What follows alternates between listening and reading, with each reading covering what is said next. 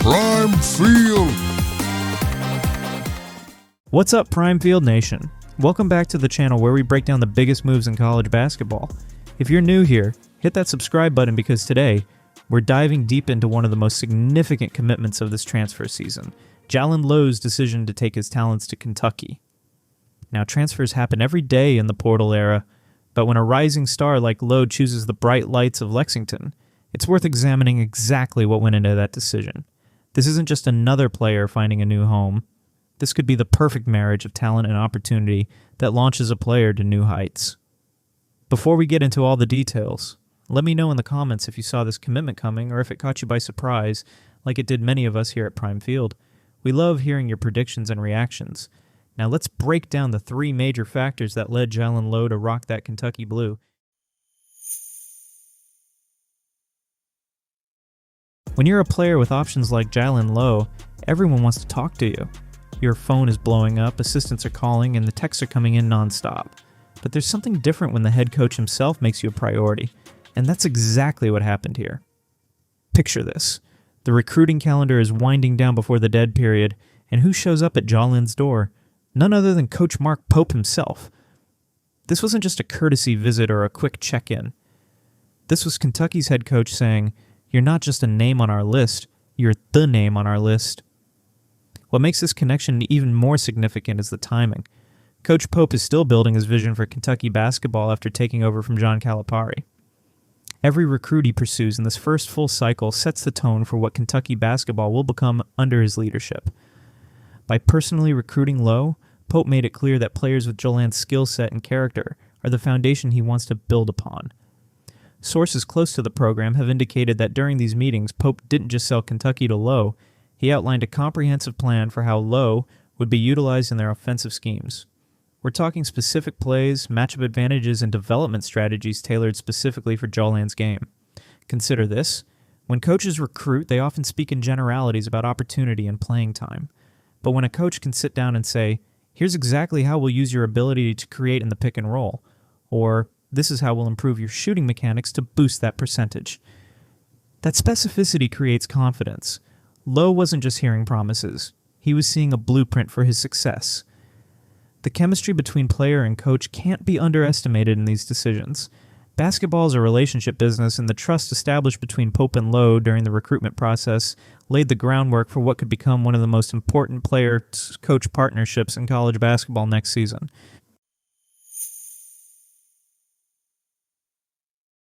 Let's be honest. When Kentucky calls, you answer. We're not just talking about another program here, we're talking about basketball royalty, a blue blood institution that has produced 54 NBA draft picks since 2010 alone. The Wildcats aren't just another destination, they're the destination that NBA scouts circle on their calendars every single season. Think about what it means to put on that Kentucky jersey. You're following in the footsteps of legends like Anthony Davis, John Wall, DeMarcus Cousins, Karl Anthony Towns, Devin Booker, and so many others who use Lexington as their launching pad to NBA stardom.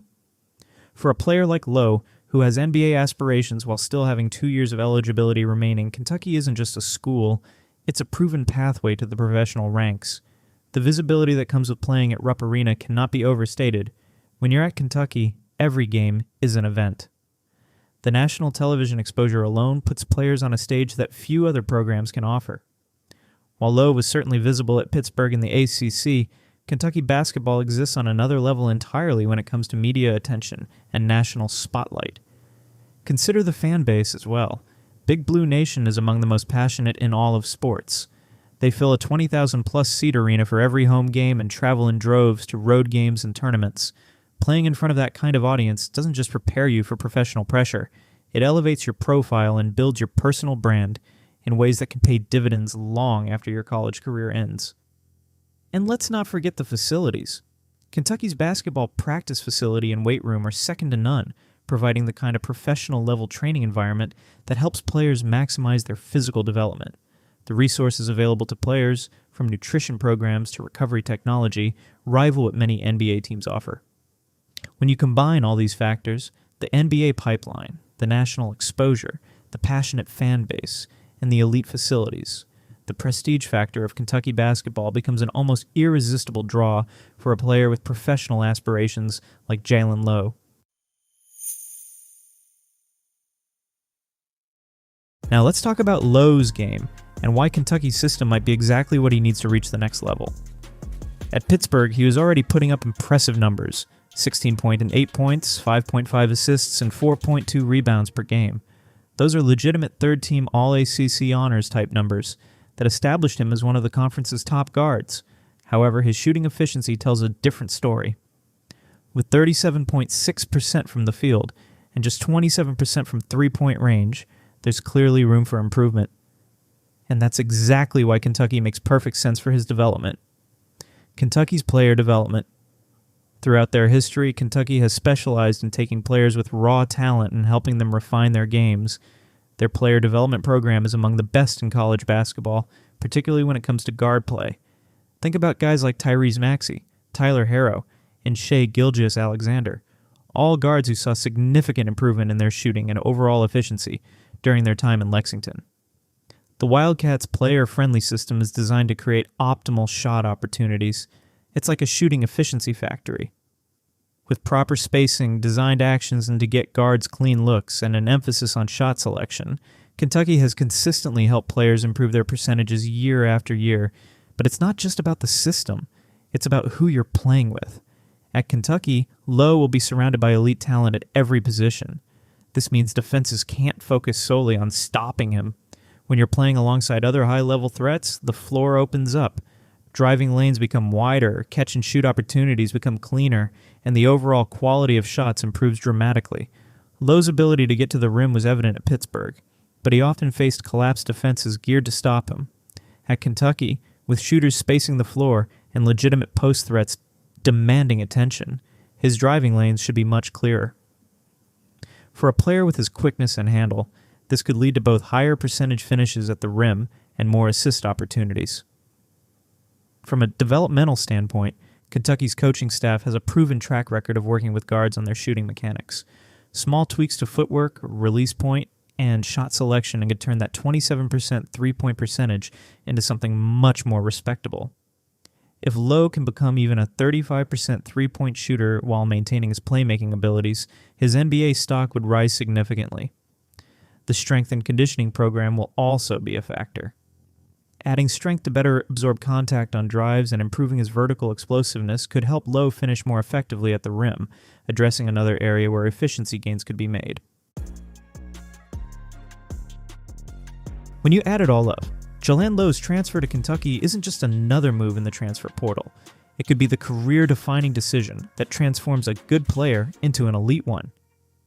The personal coaching connection, the Kentucky basketball pedigree, and the perfect system for his development created the ideal circumstances for this commitment. Looking at the bigger picture, this move represents the modern college basketball landscape perfectly. Players today are making sophisticated decisions based on multiple factors, not just playing time or NIL opportunities, but genuine consideration of where they can develop their games most effectively. For Kentucky, landing Lowe represents a significant win in the transfer portal. He brings proven production at the high major level, averaging 16.8 points, 5.5 assists, and 4.2 rebounds per game last season at Pittsburgh, which earned him third-team All-ACC honors. His ability to create for others should complement the rest of the roster being assembled, potentially making Kentucky a formidable contender in the SEC next season. For Lowe personally, this move could be the difference between being on the NBA radar and being a legitimate NBA prospect. If he can maintain his production while improving his efficiency, particularly his shooting percentages, he will check many of the boxes NBA scouts are looking for in a modern guard. His shooting efficiency was a concern at Pittsburgh, where he shot 37.6% from the field and just 27% from three-point range. The timeline is perfect, too. With 2 years of eligibility remaining, Lowe has time to fully integrate into the Kentucky system, make the necessary improvements to his game, and showcase his development on college basketball's biggest stage. This isn't a one-year rental situation. This is a commitment that could pay dividends over multiple seasons. What do you think, Prime Field Nation? Is this the move that takes Lowe to the next level? Could we be looking at a future SEC Player of the Year, or does he need more than just a change of scenery to fix those shooting percentages? Drop your thoughts in the comments below. If you enjoyed this breakdown, do me a huge favor. Smash that like button, hit subscribe if you haven't already, and ring that notification bell so you don't miss any of our future content. We've got player breakdowns, transfer portal analysis, and much more coming your way. Until next time, this is Prime Field, where we break down the moves that make champions